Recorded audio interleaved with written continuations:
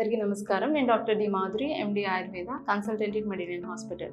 జనరల్‌గా ఆడవాళ్ళలో మనం ఎక్కువగా ఈ ఇన్‌ఫర్టిలిటీ ఇష్యూస్ అనేవి ఎందుకు వస్తున్నాయి? అసలు ఇన్‌ఫర్టిలిటీ అంటే పిల్లలు పుట్టకపోవడం గనుక మెయిన్‌గా కారణాలేంటి గురించి ఎక్స్‌ప్లెయిన్ చేస్తాను. సో, ఈ ఇన్‌ఫర్టిలిటీ ఇష్యూస్ అనేవి ఈ మధ్య కాలంలో ఎక్కువ అవుతున్నాయి.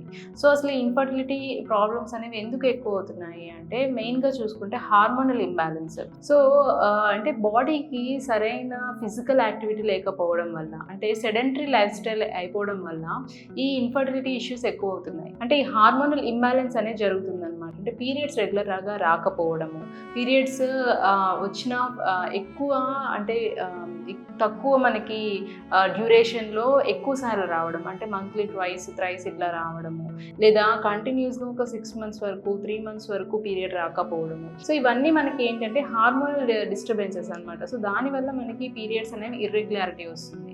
ఇదొక రీజన్ అవుతుంది. నెక్స్ట్ వచ్చేసి ఏమన్నా థైరాయిడ్ ఇష్యూస్ ఉన్నా సరే, పీసీఓడి ఇష్యూ ఏమన్నా ఉన్నా సరే. పీసీఓడి అంటే పాలిసిస్టిక్ ఓవేరియన్ డిసీజ్ అనమాట. సో, ఈ పీసీఓడి అంటే జనరల్‌గా మనకి ఎవ్రీ మంత్ పీరియడ్ వచ్చిన తర్వాత 15 డేస్‌కి మళ్ళీ మనకి ఓవ్యులేషన్ జరిగి మనకి అక్కడ ఏంటి అంటే ఎగ్ అనేది రిలీజ్ అవుతుందన్నమాట. సో, ఎగ్ రిలీజ్ అయిన తర్వాత మనకి ఫర్టిలైజేషన్ జరుగుతుంది. బట్ ఇక్కడ ఏమవుతుంది అంటే ఎగ్ సరిగ్గా రిలీజ్ అవ్వకపోవడం, లేకపోతే ఎగ్స్ ఫామ్ అయిన తర్వాత కూడా ఆ ఎగ్స్ అనేవి ఒక దగ్గర స్టాగ్నెట్ అయిపోయి మనకి ఇక్కడ సిస్టులు లాగా ఫామ్ అయిపోవడం. అంటే అది వాటర్‌తో ఫిల్ అయి ఉండొచ్చు, లేకపోతే బ్లడ్‌తో ఫిల్ అయి ఉండొచ్చు. మెయిన్‌గా ఏంటంటే ఎక్కువ ఈ పీసీఓడిలో మనకు ఆ సిస్టులు అనేవి ఒక దగ్గర అక్యుములేట్ అయిపోయి అవి బాగా హార్డ్ అయిపోయి సిస్టుల కింద ఫామ్ అవ్వడం అనమాట. సో, అప్పుడు ఏమవుతుంది అక్కడ ఫాలికల్స్ అనేవి మెచ్యూరిటీ రాదు. సో, మెచ్యూర్ అవ్వకుండా అక్కడ ఉండిపోవడం వల్ల మనకి పీసీఓడి ఇష్యూ అనేది వస్తుంది. సో, దీనివల్ల మనకి ఇన్ఫర్టిలిటీ ప్రాబ్లమ్స్ అనేవి ఎక్కువ అవుతున్నాయి. సో, నెక్స్ట్ వచ్చేసి ఏమైనా ట్యూబల్ బ్లాక్స్ ఉన్నా, అంటే మనకి ఫెలోపియన్ ట్యూబ్స్‌లో ఏమైనా బ్లాకేజ్ ఉన్నా సరే మనకి ఆ రిలీజ్ అయిన ఎగ్ అనేది యూటరస్‌లోకి రాకపోవడం వల్ల మనకి ఇన్ఫర్టిలిటీ ప్రాబ్లమ్స్ అనేవి వస్తూ ఉంటాయి. So, either right are left ఏదో ఒక ట్యూబల్ బ్లాక్ ఉంటే మనకి 50% ఛాన్సెస్ ఉంటాయి. బట్ 2 ట్యూబ్స్ కూడా బ్లాక్ అయి ఉంటాయి కనుక మనకి ఇన్ఫర్టిలిటీ ప్రాబ్లం అనేది ఖచ్చితంగా ఉంటుంది. సో, దేనివల్ల మనకి ఇన్ఫర్టిలిటీ వస్తుంది అనేది రూల్ అవుట్ చేసుకోవాలి. సో, నెక్స్ట్ వచ్చేసి ఏంటి అంటే ఇర్రెగ్యులర్ ఫుడ్ హ్యాబిట్స్, అట్లాగే ఎక్కువగా జంక్ ఫుడ్ తీసుకోవడము, వీటి వల్ల కూడా మనకి ఇన్ఫర్టిలిటీ ప్రాబ్లమ్స్ అనేవి ఈ మధ్య కాలంలో చూస్తున్నాం. అంటే ఎక్కువగా దానివల్ల మనకి హార్మోనల్ డిస్టర్బెన్సెస్ అనేవి జరుగుతున్నాయి.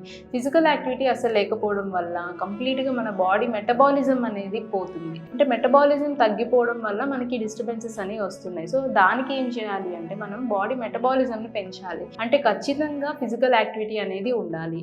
అట్లాగే తీసుకునే ఫుడ్‌లో కూడా ఎక్కువ హై క్యాలరీ ఫుడ్స్ అనేవి అవాయిడ్ చేసుకుంటూ ఉండాలి. అండ్ ఎక్కువ ఫైబర్ కంటెంట్ ఉన్న ఫుడ్స్ తీసుకోవాలి.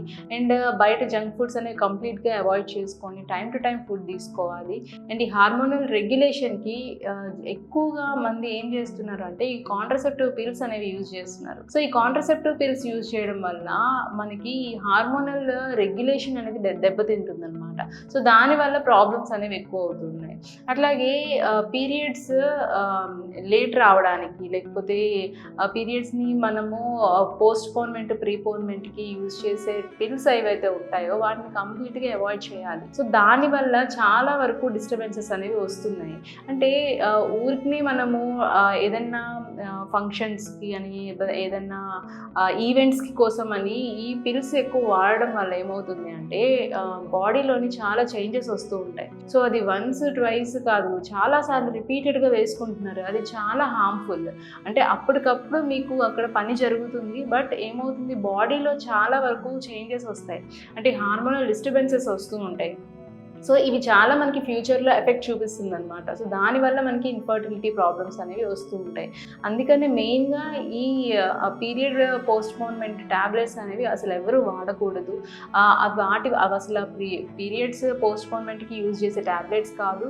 అవి వేరే విధంగా యూజ్ చేస్తాము. బట్ దీన్ని ఏంటి అంటే ఒక పర్టికులర్‌గా మెయిన్ దీనికోసమే యూజ్ చేస్తామని చెప్పి ఎక్కువ వాడుతున్నారు. సో, ఈ పిల్స్ అనేవి అవాయిడ్ చేసుకుంటూ ఉండాలి. సో, ఈ ఇన్ఫర్టిలిటీ రావడానికి గల మెయిన్ కాజెస్ ఏంటి అనేది రూల్ అవుట్ చేసుకొని దానికి తగ్గట్టు ట్రీట్మెంట్ అనేది తీసుకుంటే మనం ఈ ప్రాబ్లం నుంచి బయటపడవచ్చు. సో, దీన్ని నెగ్లెక్ట్ చేయకుండా మనం ఇమీడియట్‌గా ట్రీట్మెంట్ అనేది తీసుకోవాలి. సో, ఎవరైనా ఈ ఇన్ఫర్టిలిటీతో బాధపడుతూ ఉన్నా సరే, ఏమన్నా కన్సీవ్ అవ్వడానికి ట్రై చేస్తున్న వాళ్ళు కానీ ఒకసారి మా మెడినల్ హాస్పిటల్కి వచ్చి విజిట్ చేయండి. ఇక్కడ మీకు ట్రీట్మెంట్ అనేది అవైలబుల్గా ఉంది. Thank you.